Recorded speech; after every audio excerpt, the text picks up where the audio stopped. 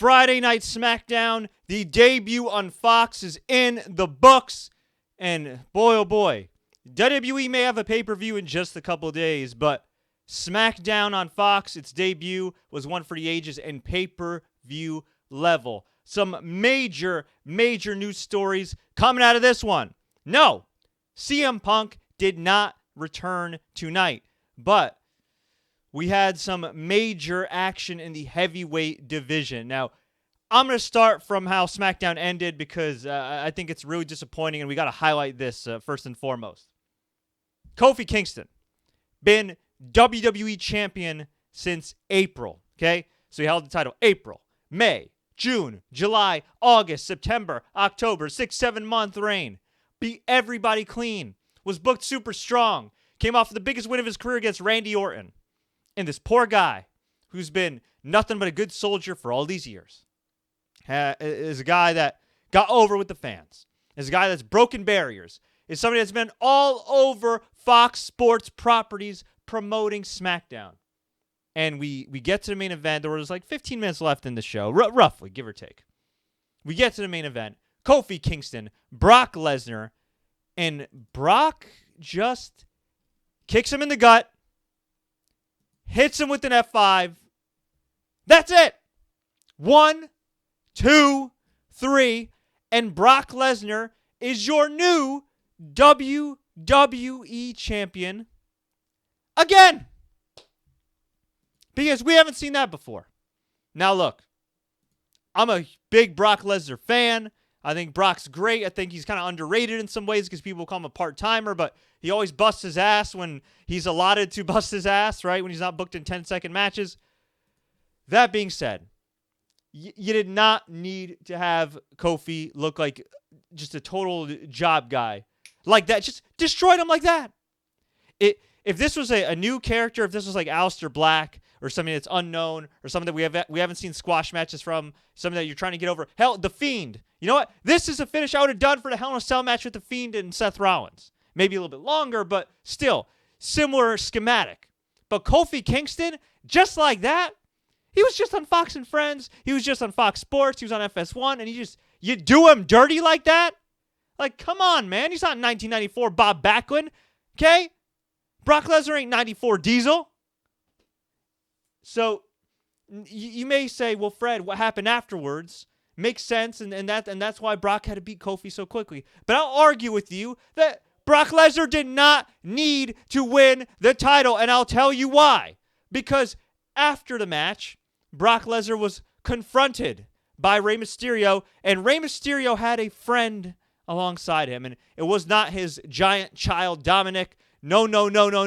It was former two-time UFC heavyweight champion of the world, Cain Velasquez, the man who almost 9 years to the day in 2010 demolished the legend of Brock Lesnar inside the octagon to become the first Mexican heavyweight champion in MMA history.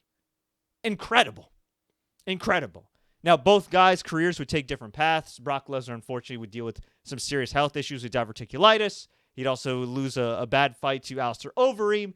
Eventually came back, beat Mark Hunt all these years later, and then, well, he tested positive by USADA, and, well, he moved on to pro wrestling and has stayed in pro wrestling since 2012. Cain Velasquez, great run at heavyweight, but unfortunately marred by long periods of inactivity due to injuries. It's always been said about Cain that he's maybe the greatest heavyweight of all time, but the one person that can beat Cain at times is himself because he trains so hard at AKA, at the American Kickboxing Academy, with his friend Daniel Cormier. And yeah, you look at DC, he had a great run at heavyweight. He wasn't injured a whole lot, but Cain, marred by injuries, unfortunately, still one of the all-time greats. And there were rumors swirling that, hey, maybe he's going to join WWE. You never know. Somebody's got to save Rey Mysterio, right? Cain Velasquez most recently was affiliated with AAA, the top lucha libre promotion in Mexico. And this is a huge get for WWE. He came out, took down Brock, ground and pound, or as Michael Cole once intelligently said, pound and ground. Brock Lesnar scurried away. T's coming back into the ring, and then he thought about it, and he's like, you know what? Nah, I'm good, bro. I'm good. We will see each other at a later date. And it's funny because they got into this little pull apart brawl and everything. and it was 9:55. So they had 5 minutes to kill. So the whole time they're just staring at each other. Brock's teasing coming in, stepping away, teasing coming in, stepping away, and then finally, mercifully, they hit Rey Mysterio's music and he celebrated with Cain Velasquez for the big pop. But that was crazy, just absolutely crazy. A money angle, but Brock did not need to destroy Kofi Kingston. Now, if you wanted Brock to win the title, at the very least, give Kofi Kingston at least some credibility. Have him kick out a 1 or 2 F5. Seriously. 1 F5, which looked devastating, by the way, but 1 F5 and that's it. You gave Seth Rollins more credibility. And you know what it shows? It shows that the whole time the SmackDown champion was not on the level of the Universal champion. And it's absolute BS. It's absolute BS. Meanwhile, you can't even give Strowman one freaking title win. But I digress. I thought it was a hot ending. Definitely got people talking, and I'm sure they appeased the Fox Sports execs who are familiar with the UFC since they had the UFC rights for 7 years. And yeah, what can I say? Congratulations to Brock Lesnar, now a 5-time WWE champion. And what else can I say other than, damn, I feel really, really bad for Kofi Kingston. That kind of sucks. Anyway. So we opened the show with a great video package, some pyro, a new theme song. The set looked really cool. I loved the production. It was more of a live event feel as opposed to Kevin Dunn cutting the camera here, cutting the camera there, cutting the camera here. Guy walks to the left, cut right. Guy walks to the right, cut left. It was a little bit more stable. There were still a few too many crowd shots for my liking during the matches, but overall a significant production improvement. And they tried to treat this seriously, but we did get a little bit of that WWE wackiness, maybe a little too much. More on that in a second. So we had the opening of the show, which featured Becky Lynch coming out, hyping up the SmackDown crowd in Los Angeles at the Staples Center. Shout out to my boy Jamal, who was in attendance for the show. And then King Baron Corbin in his full Baron Corbin outfit, looking like he borrowed a 2010 King Sheamus's outfit, interrupted Becky Lynch and said, "Hey, you're all here to see me. All you people, you should bow down to me." You know, the usual King BS. Until he was interrupted by The Rock, the biggest movie star in the world, one of the greatest wrestlers of all time, Dwayne The Rock Johnson. And I can't do this promo justice. The Rock played all his greatest hits. It doesn't matter what you think. Know your role and shut your mouth. He talked about the history of SmackDown and laying the smack it down on that candy ass. He talked all that. Becky Lynch would chime in as well. The Rock said, you don't see Becky Lynch walking around with her balls up to her waist. And then Becky just quickly quipped, but they're bigger balls than yours. And everybody's like, oh. And this segment went a little while, maybe a little too long to open the show. I mean, it's called SmackDown, and you don't start it with action, but it's The Rock. The Rock gets a pass. He's the biggest star in the world, and this was a hot way to start the show. Rock gave him a rock bottom, people's elbow. Becky Lynch kicked his ass as well, and from there, we got rolling.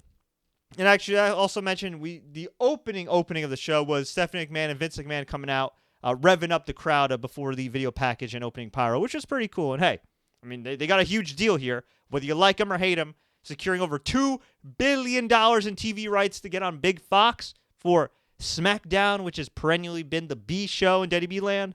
Yeah, that's huge. It ain't the B show anymore, my friends. It ain't the B show anymore. So we started things off as far as in-ring action with Becky Lynch and Charlotte Flair defeating Bayley and Sasha Banks. Crowd was hot all night. Charlotte submitted Bayley for the win.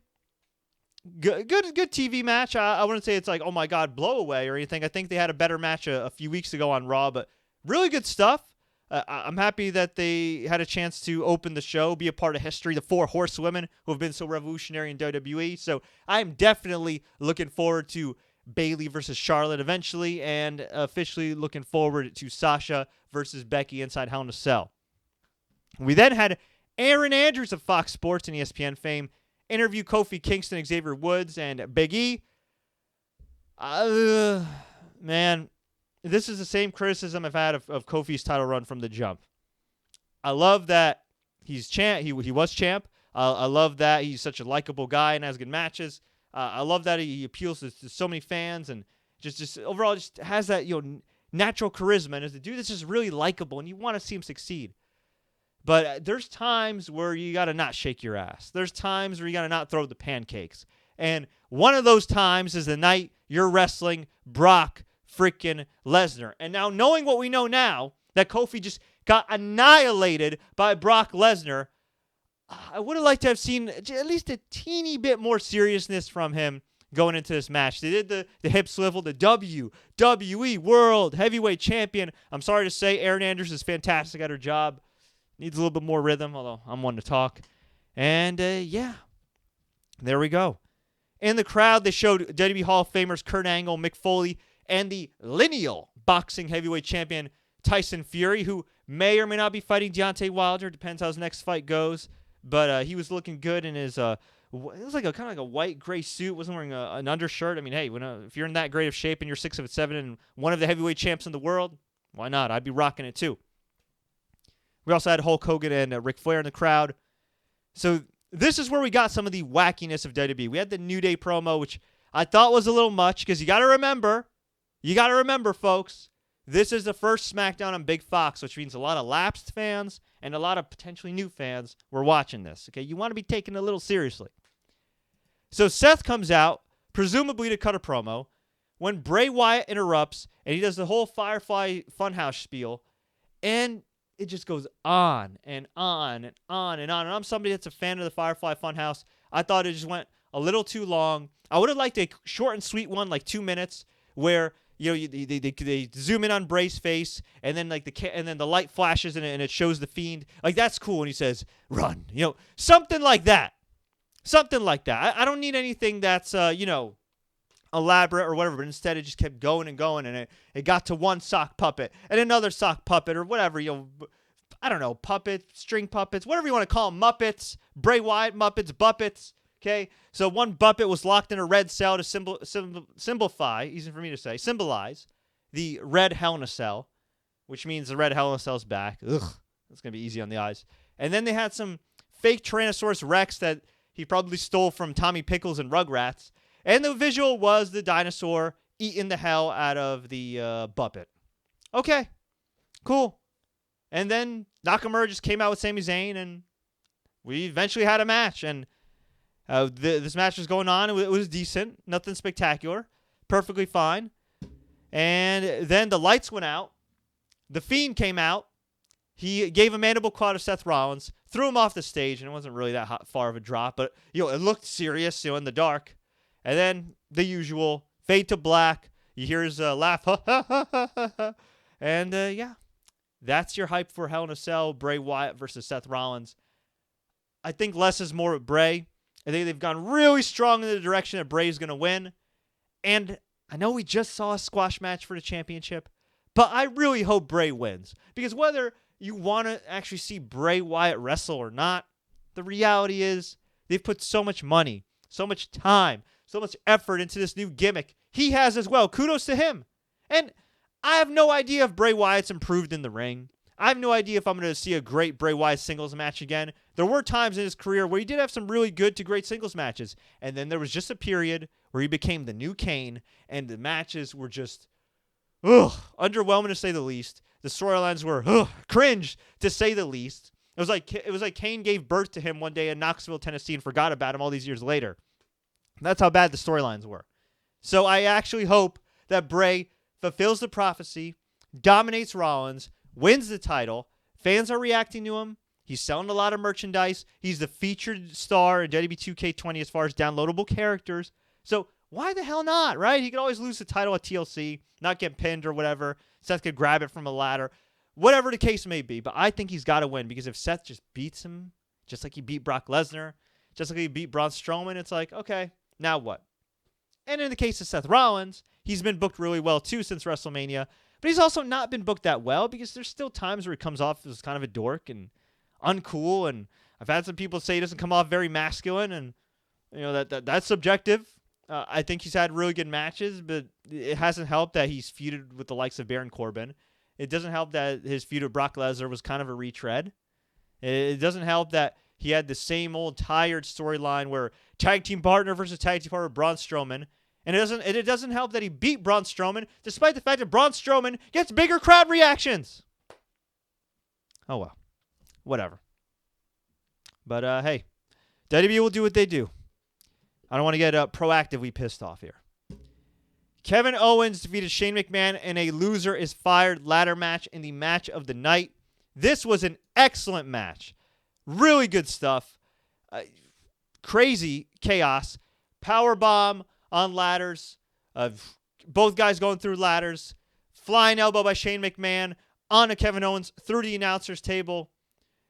I fear for both of these men's long-term health, especially Shane McMahon, who's getting close to 50. Kevin Owens powerbombed him on the ladder, climbed up, grabbed the contract. He got the win, and Shane McMahon was stunned and fired.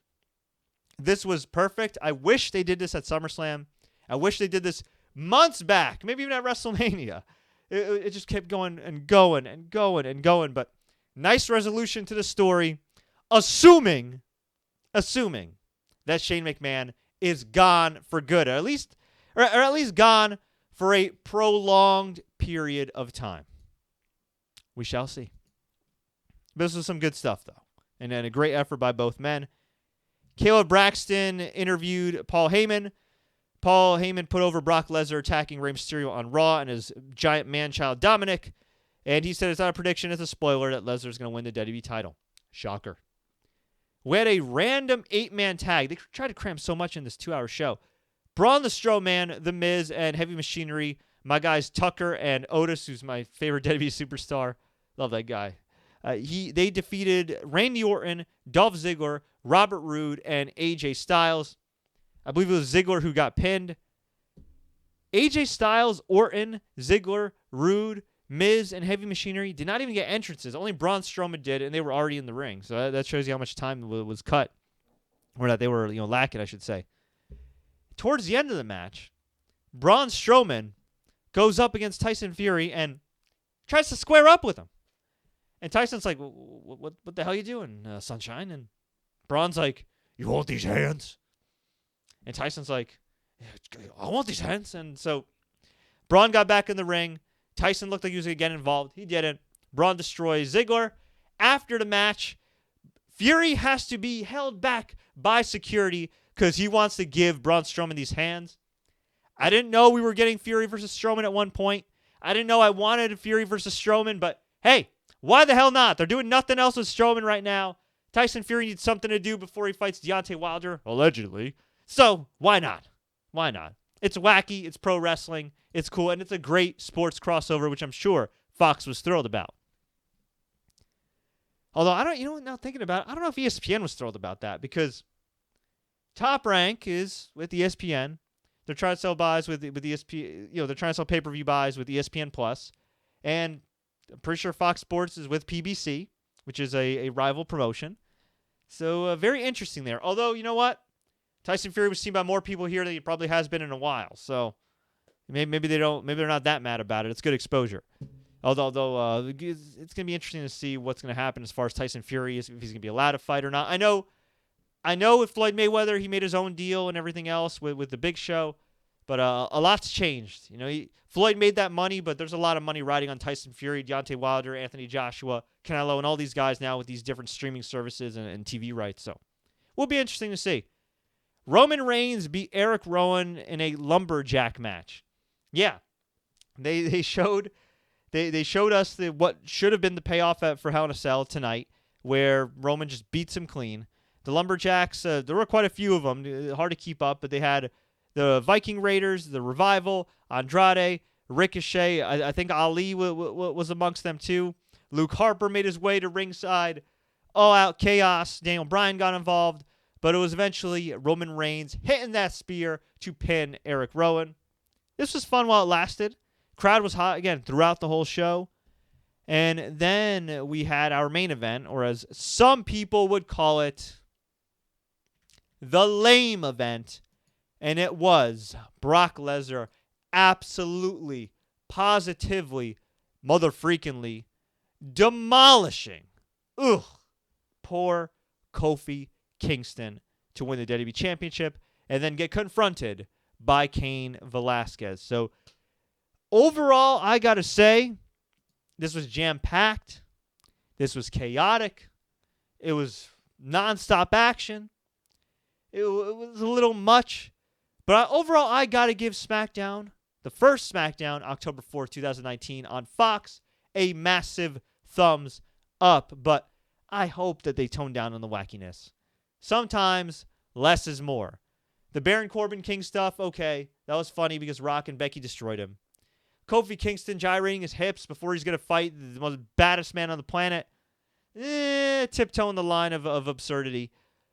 The Firefly Funhouse when it just got, going and it kept going and dragging and just, that was a little much. That was a little much. If they're going to grow their audience, and the key word is grow, you got to be taken a little bit more seriously. Sometimes with the comedy, less is more. But I do think they did have enough action. They didn't have enough of a hook to keep you engaged from hour 1 to hour 2 till the end. Whether or not that'll happen the following week, the week after that, who knows? The WWE draft is coming up. That'll do a big rating. Maybe the SmackDown after the draft will do a big rating. But I think the real story will be not today, or not tomorrow, not next week, but a few weeks down the road, a couple months down the road. Let's just say by February. And I think that's going to be a big story for AEW too. It's great now when your show debuts, whether it be WWE as an existing property or AEW as a new property, and you do great. That's awesome. You make a great first impression. But it's about what happens in the long run. So we shall see. But man, hell of a show. As far as other news goes, Chris Jericho and Sammy Guevara versus Hangman Adam Page and Dustin Rhodes is set for AEW Dynamite next week. A little random. Why not Cody Rhodes? But that's going to be taking place October 9th in Boston and live on TNT Wednesday night. We have the Young Bucks next week taking on Private Party in the Tag Team Title Tournament for AEW. As far as WWE news goes, not a good story involving Jeff Hardy, WWE legend. WWE superstar Jeff Hardy was arrested. Whoa, what's going on here? That's an ad playing. All right, that's weird. WWE superstar Jeff Hardy was arrested for DWI again. The story goes here that he was arrested Thursday around 11, and he was released around 11:30 p.m. later that night. This is his second arrest in 2019. He had an incident in South Carolina back in July. I believe that was for public intoxication. He also had a March 2019 incident where he got into a single car wreck. Somehow, some way, this dude stays employed and doesn't end up in prison. Now, I love Jeff Hardy, one of my all-time favorite wrestlers. I'm sure he's a really nice guy, and I'm sure he's a good family man, all that jazz, but he's had problem after problem after problem, and he's very lucky for the way he looks. He's very lucky for how much money he's got. He's very lucky he's Jeff Hardy, because I think a lot of other people might have ended up in jail by now. And at the end of the day, if he keeps going the way he's going, he's going to harm somebody.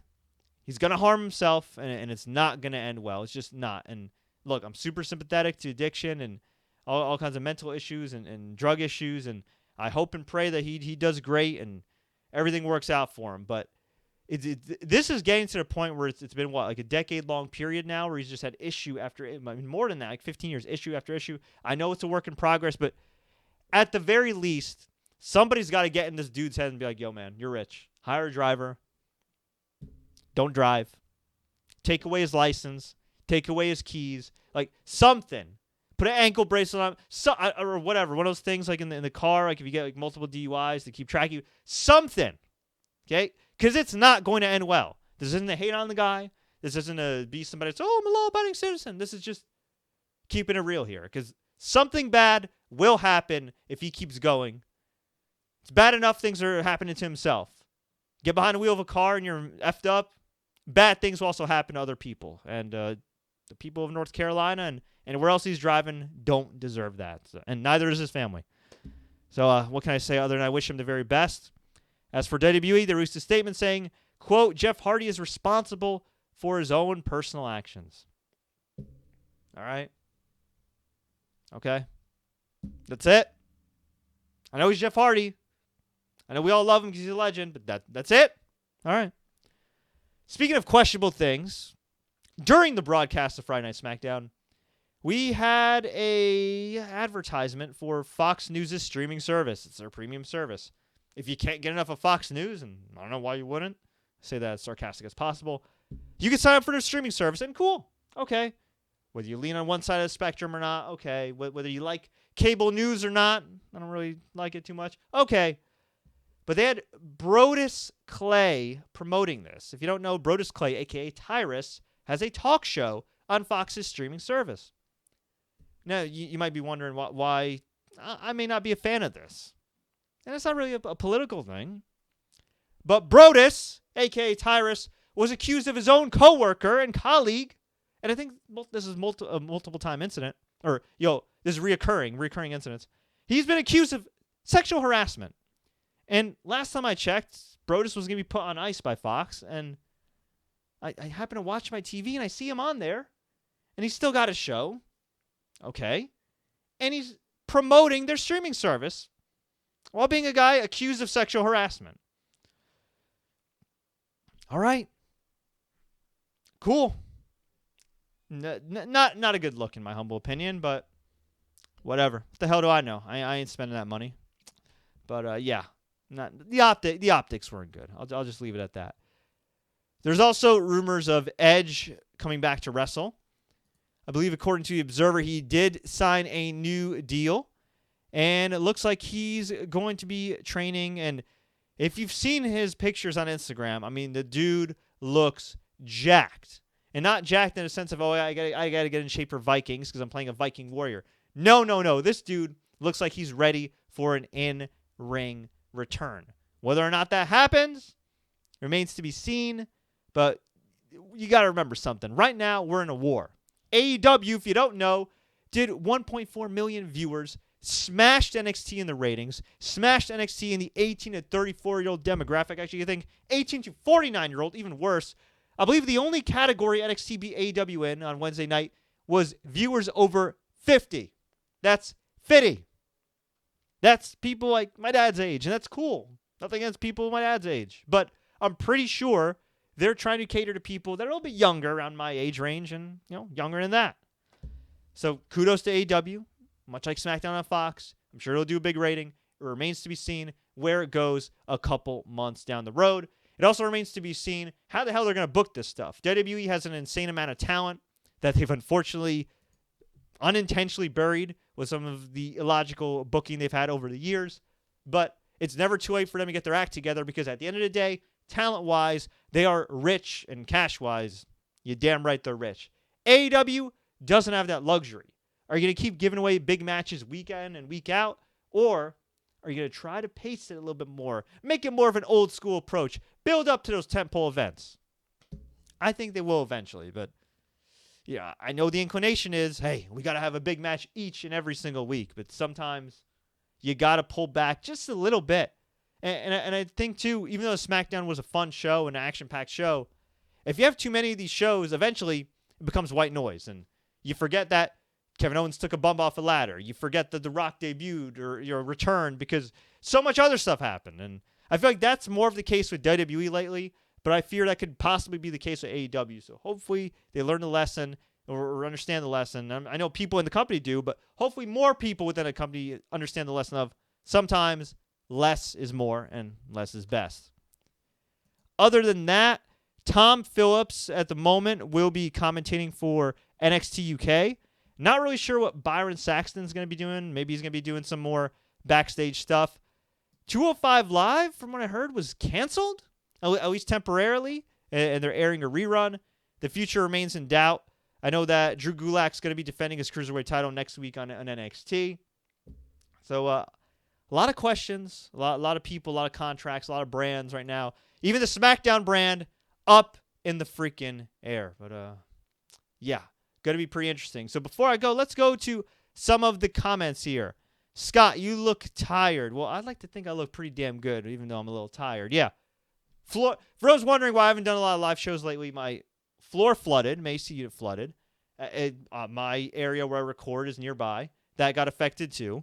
And it was just a nightmare long scenario of just going through insurance and dealing with different contractors who effed up, and you got the wrong wood and got this and got that. But I'm happy to report that just before SmackDown, my floor has been redone. So Thank you to Lowe's, and thank you to David, whose last name I will redact. Y'all did a great job. And yeah, also, I'm coming off of Comic-Con, folks. I was at Comic-Con. I did not get a chance to attend the AEW panel. By the way, Cody Rhodes and Jericho brawled at the AEW panel at Comic-Con, I should say, on Friday. But I was there Thursday, and soon to TSC News, coming soon, is the Headlocked Comic panel, which features our good friend, Headlock comic author Mike Kingston, who's had a great series over the years, which is also co-written and illustrated by Jerry the King Lawler. And that panel featured Mick Foley and WWE legend Gangrel of the Brood. So that'll be coming up all this weekend. So yeah, a little tired, my guy. Just a little bit. Orlando Jr. says, I like the Cain Velasquez and Tyson Fury involvement. It's better than Michael Che and Colin Jost of SNL fame for Braun. Yeah, I mean, I didn't mind that either. It was perfectly fine. I thought Colin Jost was a great heel. Isn't he married to Scarlett Johansson or getting engaged to her?